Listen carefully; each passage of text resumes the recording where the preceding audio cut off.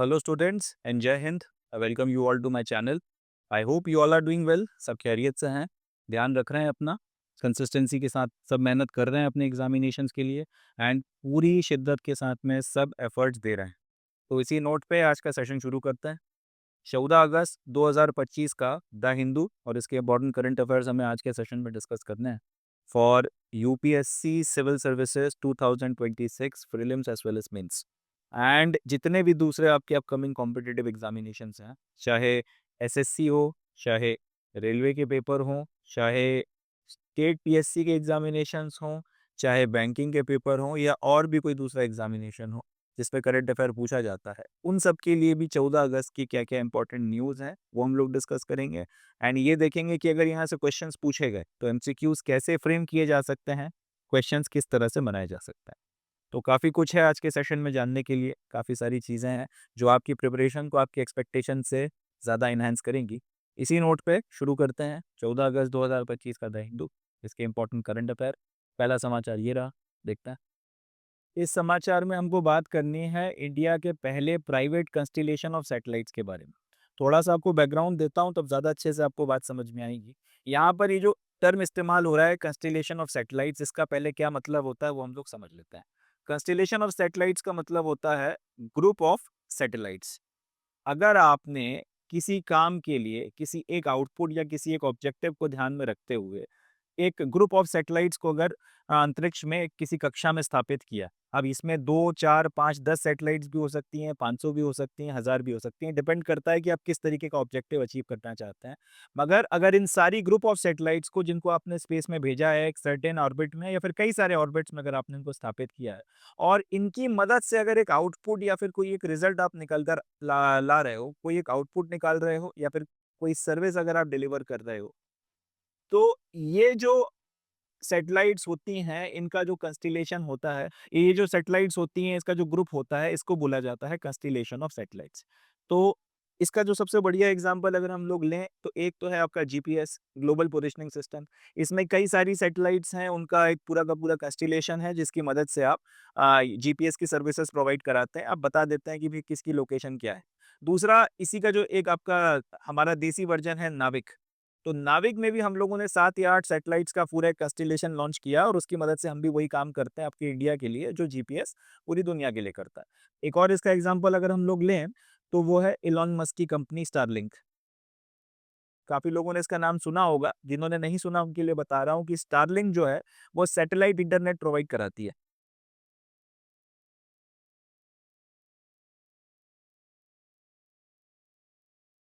अब ये satellite internet provide कराने के लिए स्टारलिंक ने किया गया है, हज़ारों की संख्या में अपने सैटेलाइट्स को लॉन्च किया है और इन सारे सैटेलाइट्स का जो ये कंस्टिलेशन है या फिर एक ग्रुप है, इनकी मदद से दुनिया में कहीं पर भी वायरलेस फास्ट सैटेलाइट की मदद से प्रदान किया जाने वाला इंटरनेट प्रोवाइड कराया जा रहा है। तो ये जो है अलग-अलग आपके ऑब्जेक्टिव्स हैं जिनको या अलग-अलग सर्विसेज हैं जिनको देने के लिए, जिनको प्रोवाइड करने के लिए ग्रुप ऑफ सैटेलाइट्स का इस्तेमाल किया जा रहा है।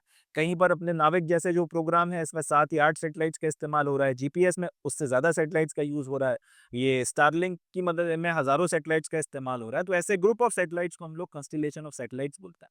अब समाचार यहाँ पर जो इंडिया का पहला प्राइवेट कंस्टिलेशन ऑफ सैटेलाइट है, इसके बारे में समाचार ये है कि the Indian national space promotion and authorisation centre in space announced the selection of Pixel Space led consortium to design, build and operate India's first fully indigenous commercial Earth observation satellite constellation under a public-private partnership model। अब ये जो इतनी सारी fancy अंग्रेजी यहाँ पे लिखी गई है, इसका सार ये है कि एक हमारे पास संस्था है जिसको शॉर्ट में बोला जाता है इन स्पेस। इन स्पेस का अगर हम फुल फॉर्म देखें तो वो है Indian national space promotion and authorisation sector.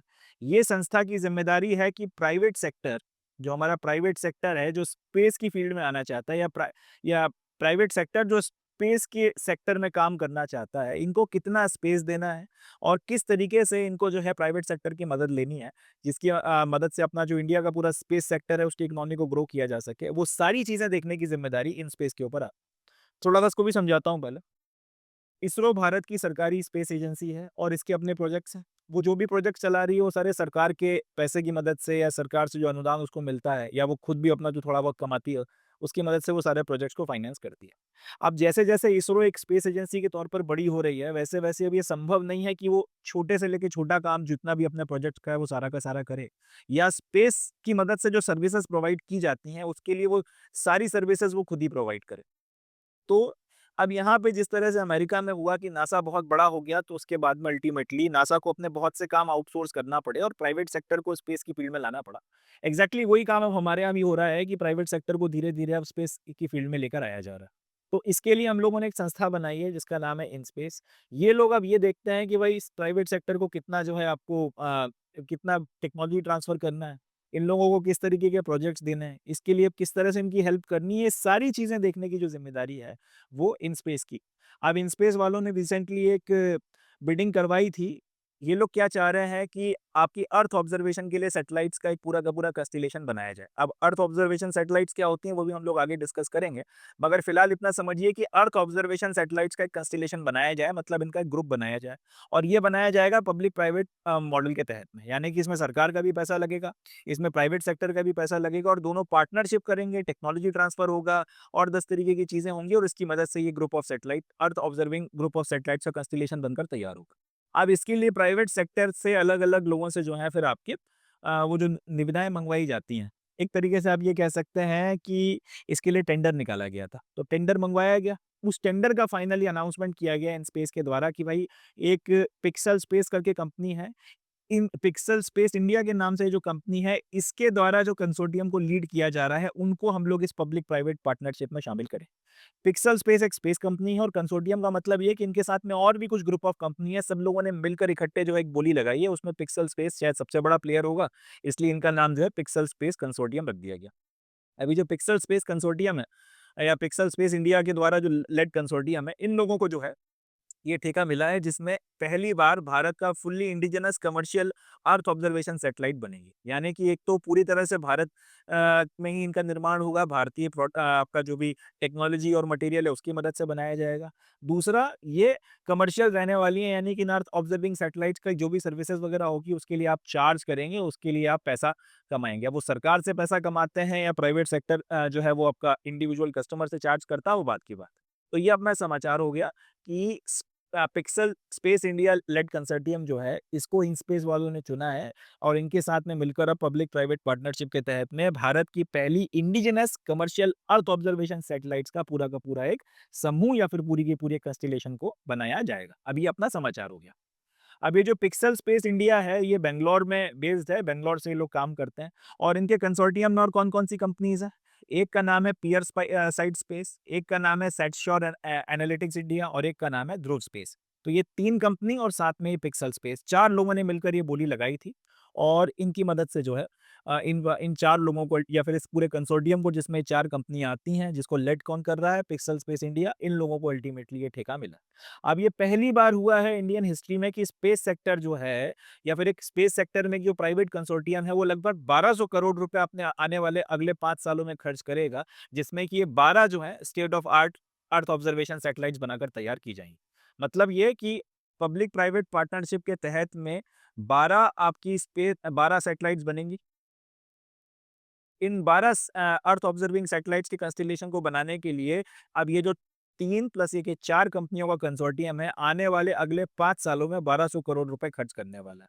यानी कि हर साल का ये 240 करोड़ रुपए के आसपास जो है खर्च करेगा। ठीक है जी? लगभग 240 करोड़ रुपए के आसपास हर साल का ये लोग खर्च करने वाले हैं और बाकी सरकार जो अपनी तरफ से पैसा लगाएगी सो लगाएगी और बाकी रिसोर्सेज वगैरह लगाएगी। मगर इनकी ज़िम्मेदारी 1200 करोड़ रुपए अगले 5 साल में खर्च करने के हैं और इसकी मदद से ये 12 state of the art earth observing satellites जो है वो बनाकर तैयार की जाएँगी। अर्थ ऑब्जर्विंग सैटेलाइट्स का फिर अलग-अलग सर्विसेज़ में, अलग-अलग चीज़ों में इस्तेमाल किया जाएगा। अब वो सर्विसेज़ क्या हैं? वो भी हम लोग देख लेते हैं। The constellation will deliver analysis-ready data and value-added services for application in climate change monitoring, disaster management, agriculture, marine surveillance, national security and urban planning. तो एक बार जब ये 12 सैटेलाइट्स का कंस्टेलेशन पूरा लॉन्च कर दिया जाएगा और जब ये अपना काम करने लगेंगे, तो सबसे पहले तो आपको इससे मिलेगा क्या? तो आपको डाटा मिलेगा जिसका आप एनालिसिस कर सकते हैं। होता क्या है देखिए, कई बार आपको डाटा इकट्ठा करना पड़ता है, इकट्ठा करने के बाद में फिर उसका एक लॉजिकल सीक्वेंस में उसको जमाना पड़ता है और उसके बाद में फिर आप उसका कुछ एनालिसिस करते हो। जैसे एग्जांपल के लिए अगर आपके स्कूल की बात कर ली जाए, तो स्कूल में अगर आप ये डाटा कलेक्ट करो कि भाई कौन से बच्चे जो हैं वो वेजिटेरियन हैं और कौन से बच्चे जो हैं वो नॉन वेजिटेरियन हैं, तो 2 ग्रुप बन जाएँगे। अब नॉन वेजिटेरियन में फिर आप ये देखो कि कौन से बच्चे जो हैं वो सिर्फ़ एग खाते हैं और कौन से बच्चे जो हैं वो आपका हर तरीके का मीट खाते हैं, तो वो एक ग्रुप बन जाएगा। एक फिर आप उसमें ये निकाल लो कि कौन से बच्चे फिश खाते हैं, कौन से बच्चे रेगुलर मीट कंज़म्पशन करते हैं, कौन से बच्चे महीने में 1 आध बार खाते हैं, तो ऐसे कई सारे आपके अलग-अलग ग्रुप बन जाएँगे। अब ये जो सारा डाटा आपने कलेक्ट किया है, उसको पहले आपको अलग-अलग ग्रुप में रखना पड़ेगा और उसके बाद ही आप उसका एनालिसिस कर सकते हो कि एक ग्रुप को दूसरे से कंपेयर करके कि भाई वेजिटेरियन की संख्या ज़्यादा है या एगिटेरियन की संख्या ज़्यादा है या फिर नॉन वेजिटेरियन की संख्या ज़्यादा है। तो उसी तरह से डाटा कलेक्ट करने के बाद में उसका एनालिसिस करने के पहले उसको एनालिसिस के लिए तैयार करना अपने आप में एक बड़ा मुश्किल काम है, चैलेंजिंग प्रोसेस होती है, टाइम कंज्यूमिंग प्रोसेस होती है। अब ये जो अर्थ ऑब्जर्विंग सैटेलाइट्स आपने लगाई हैं, इसमें जो भी चीज़ का डाटा आपको चाहिए, ना सिर्फ ये वो सारा डाटा कलेक्ट करेंगी सैटेलाइट्स, उसको बाकायदा इस तरीके के पैकेज में आपको दिया जाएगा कि आप सीधे-सीधे उसका एनालिसिस कर सकते हो। उसको पहले एनालिसिस के लिए रेडी नहीं करना पड़ेगा। वो जो टाइम आपको लगता था उसमें बहुत ज़्यादा, जो ह्यूमन एफर्ट लगता था वो सारा का सारा ये सर्विसेज़ की ये जो आपकी सैटेलाइट्स हैं इनकी मदद से बच जाएगा। दूसरा, आप वैल्यू एडेड सर्विसेज़ भी प्रोवाइड कराओगे। क्लाइमेट चेंज मॉनिटरिंग अपने आप में बहुत इंपॉर्टेंट सेक्टर है जहाँ पे सैटेलाइट्स का इस्तेमाल होता ही है। डिज़ास्टर मैनेजमेंट अगर कहीं पर करना है आपको, कहीं कोई आपको पूरी तरीके से ऑब्ज़र्व करना है कि यार किस तरह से आपकी एक्टिविटीज़ वगैरह चल रही हैं नेचुरल एंड ह्यूमन मेड और उसका फिर क्या असर पड़ रहा है। किस तरीके के डिज़ास्टर्स आने की संभावना है, कहाँ पे प्रोबेबिलिटी हाई है, लो है, सुनामी कहाँ आ सकती है, चक्रवात कहाँ आ सकता है। अब उसका इन टाइम आपको अगर एनालिसिस मिल जाता है, इन टाइम अगर आपको पहले से जो है चेतावनी मिल जाती है तो बेहतर तरह से काम कर सकते हो उस चीज़ को पूरा मैनेज करने के लिए। एग्रीकल्चर की फील्ड में जो है आपको काफ़ी कुछ मदद मिलती है इससे। जैसे कि सपोज़ कर लें कहीं पे अकाल पड़ गया, तो कितनी आपकी फसल बर्बाद हुई है, अगर एक तो ये है कि आप उसका मैनुअल डाटा कलेक्शन करवाएँ। दूसरा ये है कि आप सैटेलाइट की मदद से जो है डाटा कलेक्ट कर लें तो आपको एकदम सटीक जानकारी मिलेगी और इसमें किसी तरीके का फिर कोई करप्शन या झोल नहीं हो सकता और आप उसके बेसिस पे फिर जो है जो भी सर्विसेज़ आपको देनी है, जो भी आपको जो भी आपको रिलीफ देना है, जो भी पैसा वगैरह देना है, कितना देना है, सारी चीज़ें आप डिसाइड कर सकते हैं डिपेंडिंग अपॉन कि किस एक्सटेंट तक जो है नुकसान हुआ है। और एग्रीकल्चर में बाकी जो काम करना है उसके लिए इस्तेमाल हो सकता है। मरीन सर्विलांस करना है, नेशनल सिक्योरिटी, अर्बन प्लानिंग, हर जगह बेसिकली सैटेलाइट जो है वो इस्तेमाल होती है या सैटेलाइट्स की सर्विसेज़ का यूज़ किया जा सकता है। This initiative will greatly reduce India's reliance on foreign sources and ensure data sovereignty. अब ये बहुत इंपॉर्टेंट पॉइंट है कि जब एक बार ये सारी चीज़ें भारत की बनी हुई इंडिजिनस सैटेलाइट्स की मदद से होगी, तो बाहर वालों को ये सारी की सारी सर्विसेज़ आपको देना नहीं पड़ेंगी। अगर ये सर्विसेज़ बाहर वालों को आउटसोर्स नहीं करना पड़ेंगी, इसका मतलब उनके पास में अपना डाटा नहीं जाएगा और डाटा आज की तारीख में सोने से ज़्यादा कीमती है। अगर सेंसिटिव है और गलत हाथों में पड़ जाए, तो फिर उसकी मदद से बहुत कुछ हो सकता है। तो डाटा जो है वो आपका सेफ रहेगा और हमारी जो डाटा सोवरेनिटी है वो बनी रहेगी कहीं न कहीं और सारा का सारा जो हमारा एनालिसिस और सारी चीज़ें हैं, वो देश में ही रहेंगी, बाहर नहीं जाएँगी।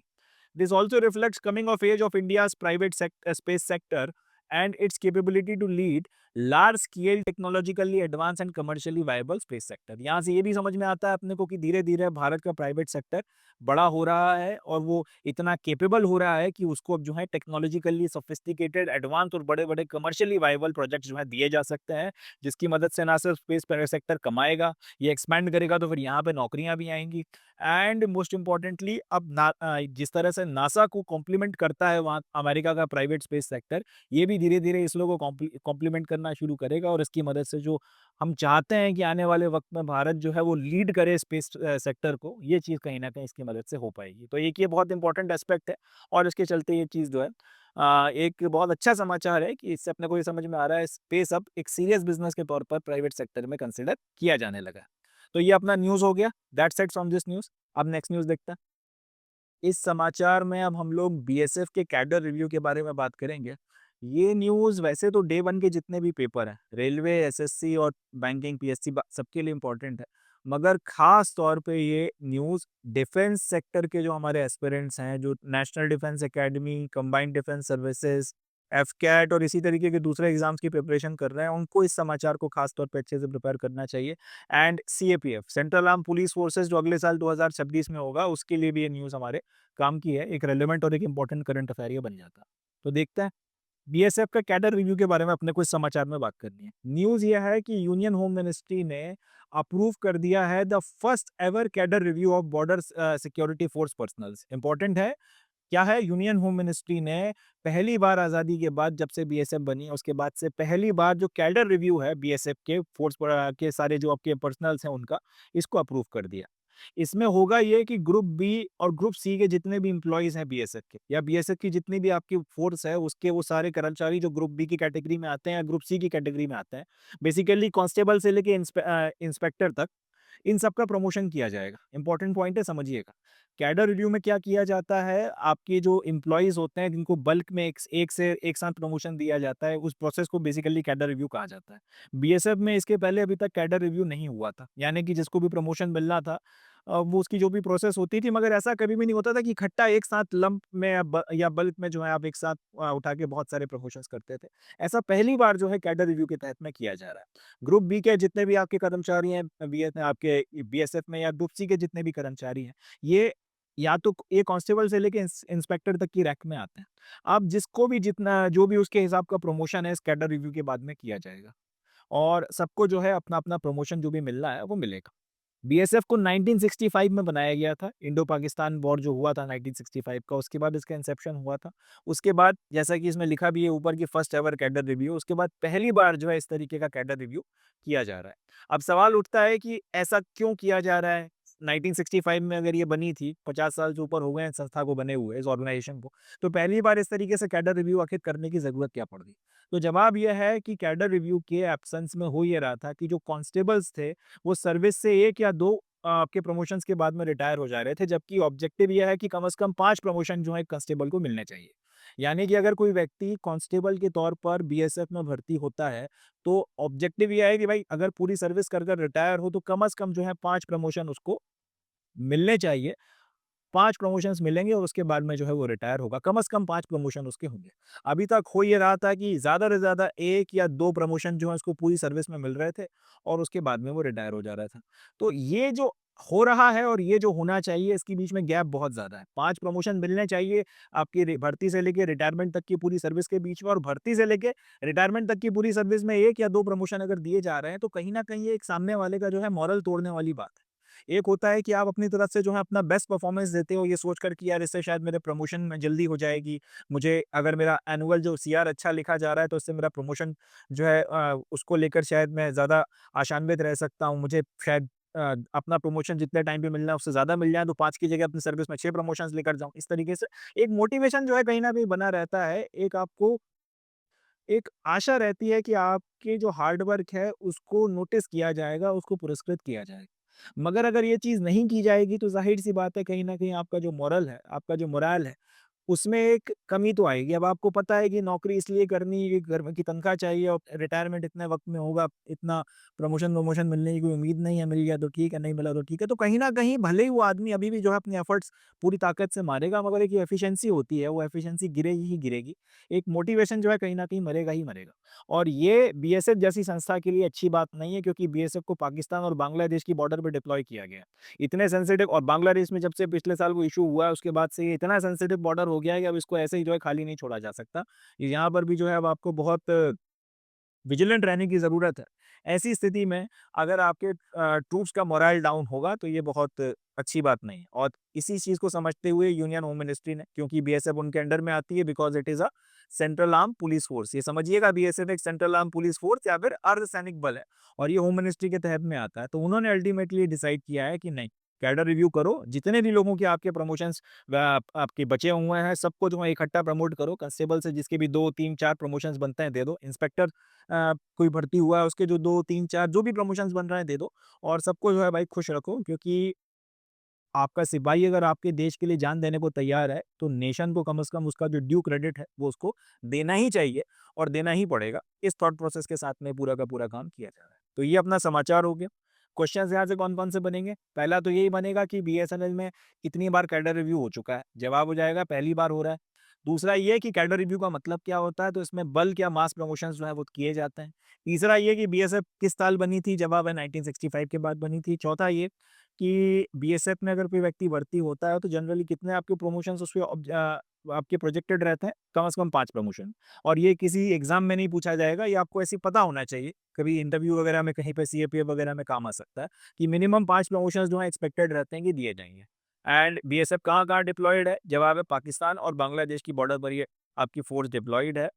एंड बहुत इंपॉर्टेंट और रेलेवेंट फ़ोर्स है और इसलिए इसका ये पूरा का पूरा कैडर रिव्यू किया जा रहा है। लास्ट किसके तहत में आती है? जवाब है यूनियन होम मिनिस्ट्री के तहत में ये आती है। इतने कुछ क्वेश्चन्स हैं जो यहाँ से बनकर तैयार होते हैं। डे 1 के एग्ज़ामिनेशन के लिए इंपॉर्टेंट न्यूज़ है, अच्छे से प्रिपेयर करिएगा। चलें, तो that's it from this news. Next news देखते हैं। ये समाचार इकोनॉमी का एक इम्पॉर्टेंट करंट अफेयर है एंड क्योंकि इकोनॉमी एक इम्पॉर्टेंट टॉपिक है सिविल सर्विसेज का, इसलिए यूपीएससी सिविल सर्विसेज के एस्पिरेंट्स और जितने भी यूपीएससी के दूसरे एग्जामिनेशंस हैं जिसमें जीएस पूछा जाता है, इकोनॉमी आती है, उसके लिए एक इम्पॉर्टेंट करंट अफेयर बन जाता है। एंड एसएससी में एसएससी सीजीएल के एस्पिरेंट्स के लिए एक इम्पॉर्टेंट समाचार है एंड दूसरे भी हमारे जो एग्जाम्स हैं पीएससी वगैरह जिसमें इकोनॉमी के सवाल आते हैं उनके लिए भी न्यूज़ इंपॉर्टेंट है। तो न्यूज़ क्या है? आरबीआई ने ये डिसाइड किया है कि जो चेक क्लियरिंग का इनका सिस्टम है जिसको चेक ट्रंकेशन सिस्टम या सीटीएस बोला जाता है, इसमें फिलहाल जो बैच प्रोसेसिंग की व्यवस्था चल रही है इसको चेंज करके कंटिन्यूअस क्लियरिंग विद सेटलमेंट की व्यवस्था या सिस्टम में कन्वर्ट किया जाएगा। थोड़ा सा इसको समझते हैं तब आपको बात ज़्यादा अच्छे से समझ में आएगी। एक एग्जांपल ले लेते हैं। सपोज कर लें कि मेरा अकाउंट है स्टेट बैंक ऑफ इंडिया में और मैंने एक 5 लाख रुपए का चेक किसी व्यक्ति के नाम काट दिया है जिसका अकाउंट है पंजाब नेशनल बैंक में।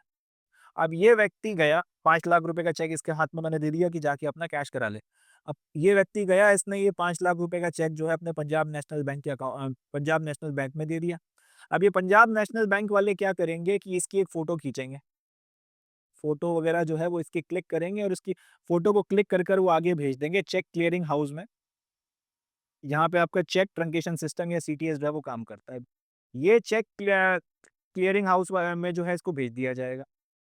यहाँ पर अब ये जो चेक क्लियरिंग हाउस है, इस चेक की फ़ोटोग्राफ में जो भी चीज़ें चेक की जाती है, जो भी इन्फॉर्मेशन वगैरह है, इसको फर्दर जो है आपका स्टेट बैंक ऑफ इंडिया को फॉरवर्ड कर देगा। एसबीआई वाले जो हैं अब इसमें जो-जो चीज़ें आपको देखनी है कि साइन सही है या नहीं है या फिर पैसे वगैरह सही इसमें सफिशिएंट बैलेंस है या नहीं, कोई और दिक्कत तो नहीं है। ये सारी चीज़ें चेक करेंगे, वेरीफ़ाई करेंगे और उसके बाद में आपका इलेक्ट्रॉनिकली ये पैसा जितना 5 लाख रुपए था, वो पंजाब नेशनल बैंक वालों को भेज देंगे और पंजाब नेशनल बैंक वाले फिर ये जो व्यक्ति है जिसने ये चेक दिया था, इसके खाते में पैसा जमा करा देंगे।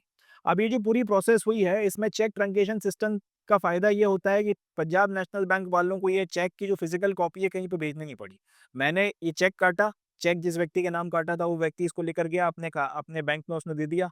उन लोगों ने उसको वहीं पर डिपॉज़िट कर लिया और उसकी जो है फ़ोटो-वोटो खींच ली। यानी कि इसका जो फ़िज़िकल ट्रांसफ़र है वो इसके आगे नहीं होगा। अब इस फ़ोटो को उन्होंने इलेक्ट्रॉनिकली आपका चेक क्लियरिंग हाउस में भेज दिया, उन्होंने एसबीआई वालों को भेजा, एसबीआई वालों ने उसकी पूरी जो भी आपका एनालिसिस वग़ैरह करना था कर-कराकर अल्टीमेटली पैसा जो है डिजिटली आरबीआई के थ्रू या जो भी सिस्टम होता है पंजाब नेशनल बैंक में भेज दिया और वो पैसा डिपॉजिट हो गया। इस तरह से ये पूरा का पूरा सेटलमेंट हो गया, चेक जो है वो आपका सेटल क्लियर हो गया। अब यहाँ पर ये जो फिजिकल मूवमेंट चेक का बच रहा है, इलेक्ट्रॉनिकली आप ट्रांसफर कर रहे हो सारी चीज़ें हैं, इससे ये पूरी की पूरी प्रोसेस बहुत जल्दी हो जा रही है। अगर इसी की फिजिकल कॉपी भेजी जाती, वेरिफिकेशन किया जाता, फिर उसके बाद में ये पैसा ट्रांसफर होता तो ये काम 2, 3, 4, 5 दिनों तक जो है डिले हो जाता। मगर उसी की जगह ये काम ये क्या 2 दिनों के अंदर-अंदर खत्म हो जाएगा क्योंकि यहाँ पे चेक की फिजिकल कॉपी को मूव करने की ज़रूरत नहीं पड़ी है। ये सारा का सारा काम डिजिटली हो गया। चेक की मेन कॉपी अभी कहाँ पड़ी हुई है? जो ओरिजिनल कॉपी है, फिजिकल कॉपी वो पंजाब नेशनल बैंक में रखी हुई है। तो ये जो सिस्टम या व्यवस्था है ये कहलाती है चेक ट्रंकेशन सिस्टम। अब ये जो चेक ट्रंकेशन सिस्टम है इसमें होता यह है कि एक साथ कई सारे चेक्स का पूरा एक बैच आता है और उसके बाद में फिर ये व्यवस्था जो है काम में लाई जाती है। मतलब ये कि आपका चेक ट्रंकेशन सिस्टम ये एक यहाँ आपका जो है या चेक क्लियरिंग हाउस जो है वो बैठा हुआ है। एक साथ यहाँ पे पूरा का पूरा एक जो बैच है चेक्स का आता है किसी भी एक बैंक की तरफ से और उसके बाद वो सारे के सारे चेक्स जो हैं एक साथ प्रोसेस होते हैं और अल्टीमेटली फिर जो भी प्रोसेस होनी है उसके बाद में जो-जो सेटलमेंट होना है वो उसके बाद में किया जाता है। एक बैच आएगा, उसके सर्टेन टाइम के बाद में दूसरा बैच आएगा, फिर उसके सर्टेन टाइम के बाद में तीसरा बैच आएगा। एक सर्टेन टाइम टाइम लिमिट में जो है ये लोग ऑपरेट करते हैं। अब आरबीआई वालों का कहना ये है कि ये जो बैच प्रोसेसिंग या बैच ट्रांज़ैक्शन की प्रोसेस है इसको बंद करता है। अपन लोग एक काम करते हैं कंटीन्यूअस क्लियरिंग जो है उसकी तरफ में जाते हैं। मतलब ये है कि जैसे ही आपका बैंक जो है उसको चेक मिला कोई बैंक है, let's say Punjab national bank की बात करते हैं, एक ये 5 लाख रुपए वाला चेक आ गया, अब ये बोल रहे हैं कि यार देखो बैठते हैं, अभी पता चला एसबीआई के 5 चेक और आ गए, तो एक साथ इकट्ठे भेज देंगे या उनकी एक साथ इकट्ठी फोटो खींच के भेज देंगे। तो ये इंतजार में लगे हुए हैं, 4 5 6 7 8 10 चेक जो भी हैं, इनका सर्टेन बैच बना, उसके बाद भेजा। अब आरबीआई वालों का कहना ये है कि ये सब बंद करो, तुम्हारे पास जैसे ही कोई चेक आता है, ये 5 लाख रुपए वाला चेक आया है, तुम फौरन जो है लगे हाथों उसको भेज दो। हाथों हाथ जो है फिर अपन उसकी जो भी क्लियरिंग की प्रोसेस वगैरह करा करू के सेटलमेंट कर देंगे।